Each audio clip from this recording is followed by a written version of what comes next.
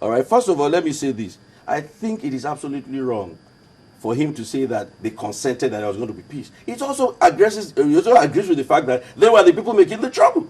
Because why would the job of government is to provide safety and security for the people. It is not whether the people consent or not. It is the number one responsibility of government. So you don't tell me that government, is what Oyo State government is doing right now in terms of peace, safety, and security is because some parties said, don't let us make trouble again. You are forced to do it, and that is their style. But they are not going to find it funny because at the end of the day, what government is doing is to put everybody in his proper place because that is the job of government.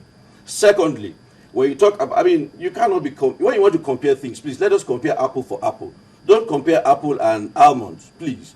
All right?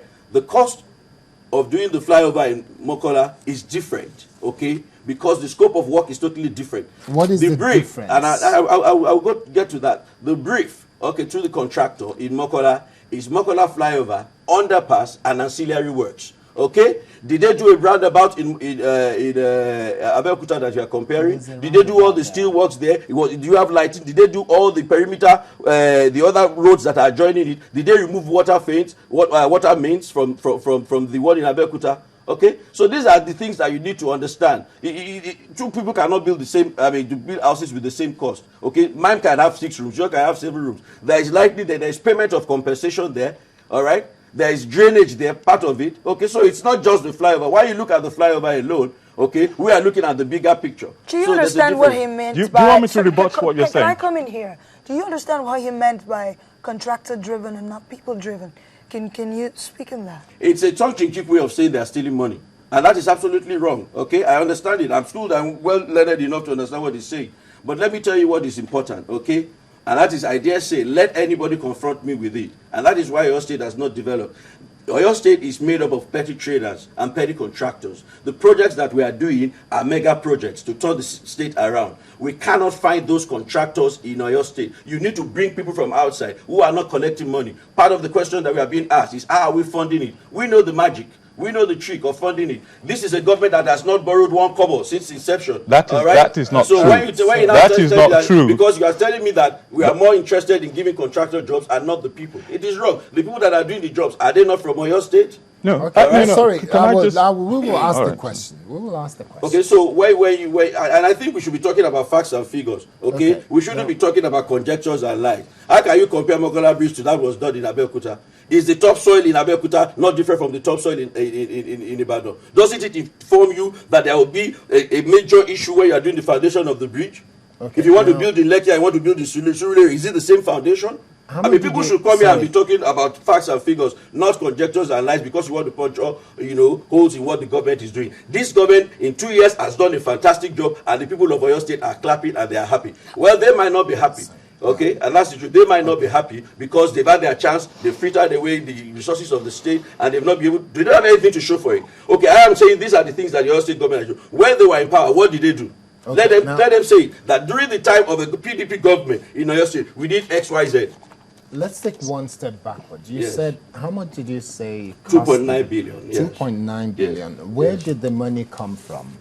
Is it internally generated? Is it from federation account, or is it from a bond that is being said to be taken by the state? It came from the purse of government. But we know the arrangement. I'm not going to tell them our treat. Things are just happening. People are looking and they're moping. All right, government paid for it. Okay, and I'm saying that this government has not borrowed a dime since inception. Okay, we know how we are financing the activities. They are saying that the state government has taken. The government has not taken a bond right now, but it is in the works. 30 billion naira bond, is that in the works, or is yet the process for taking the bond is going to be completed shortly, and government certainly needs money to do more projects. Okay, Oyo State, what is the total revenue in the month? Okay, put together everything, what you get from Abuja, whatever you generate internally is about 4 billion. Is that what is going to develop Oyo State, the pace-setter state that has been run aground to a state of decadence paralysis? Here's another accusation that you've been accused here that it was discovered the 60 billion naira loan was being sought by Senator Jimabi. How about that? Are we talking about a bond or a loan? You know, we Yes, have to be very careful when we and use words, okay? Because people talk about bond. He told me now that 30 billion. These are accusations it's flying all over. That's the way. That's the way they don't face issues. Are you saying you're not seeking any 60 billion naira loan? I have already said that we are seeking a bond.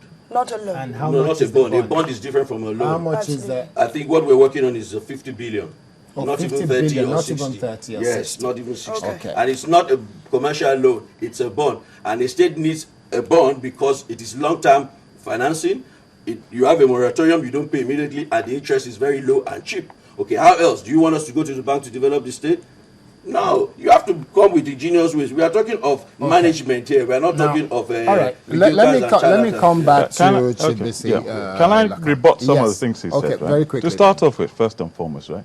In case you don't really understand the nomenclature, a bond is still a loan, right? But we know on record... It's not a commercial loan. It is still a loan. In this environment, we have to distinguish it because our people are gullible and suspecting. Is it a loan or not? They use those things to confuse our people. Is it a loan or not? Well, I won't labor on the point. Your administration... When you say it's some form of borrowing, I will agree with you. But when you say loan, you're going to break it down for our people. It's some form of borrowing. It's different from when you say it's a loan. Anyway. Okay. It's on record that you do have a subsisting, your administration has a subsisting loan with a commercial bank, Sky Bank, to the tune of 35 billion. That is not correct. And this your bond is part of the effort to try and refinance. How did you pay your contractors? How did you advance all these contracts? When you get into power, go and find out how you pay your contractors. I am telling you, we know for a fact. We know for a fact. And you people don't understand it, and you begin to come up with conjectures. We are not going to tell you the truth. This is not conjecture. It is. This is something that can be verified. We have not taken a loan. This government has not borrowed any money since inception. I am saying so, and I can be quoted. All right? Okay. I am telling you that we have it on good record that you owe 35 billion. Well, anyway, show me the record. Hold on. Right?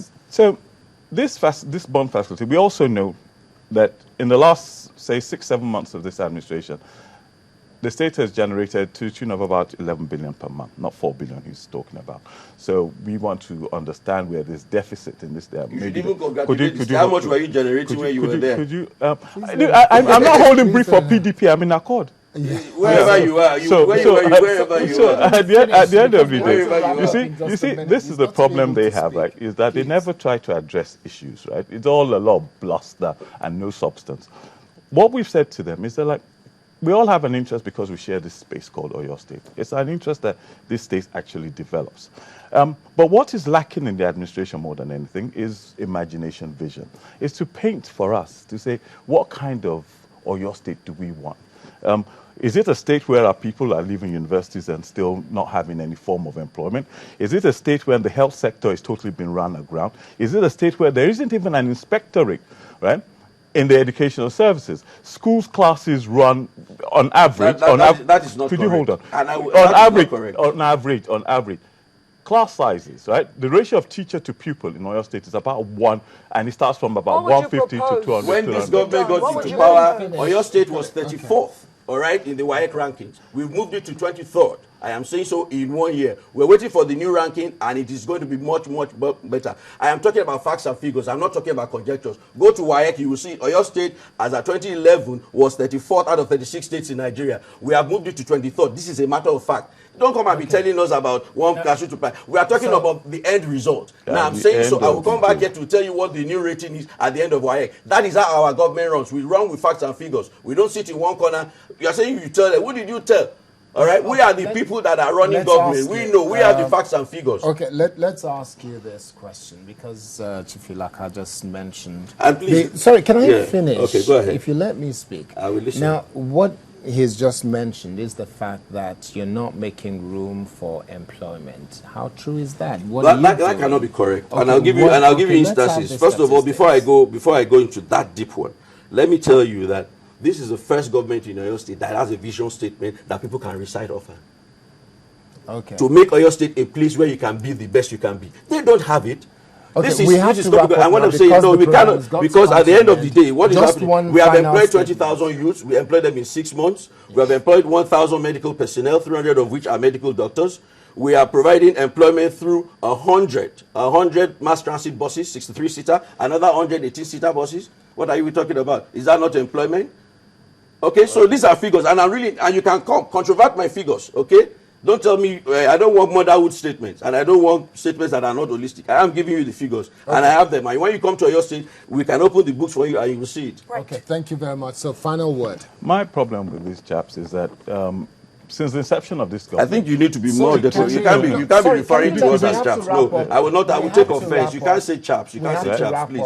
You cannot say chaps. I think it's out of decorum, and that's what they are used to. Can we just? You can't just be saying chaps. Who is a chap? Okay. Please. At the end of the day, the problem I have with this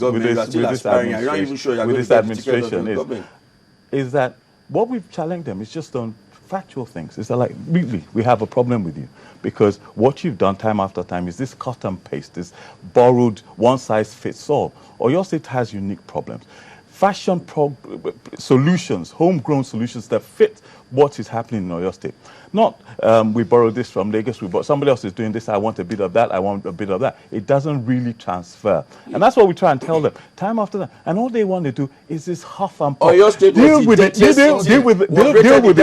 That is why deal with the issues. We also told them, last time we told them. We face the issues because we know the problems. We don't copy. Environmental beautification is as a result of Oyo State being rated as the dirtiest city. I tell you again, this is very typical of you, chap. No, that's you don't come and say things that do not happen. I told you the reasons. Nothing. You haven't said anything. You have just been blabbing yourself. We have to end it here. Unfortunately, we don't have enough time. I think we'll. And when you come with figures, just like I'm reading out my figures and my statistics. It's not to be giving us what I was saying. The special advisor. Please come. I'm inviting you to Ibadan on behalf of the state government. Come and see what is happening. And then you compare it to what they did when they were there. Central senatorial aspirant for Accord Party. Gentlemen, thank you very much.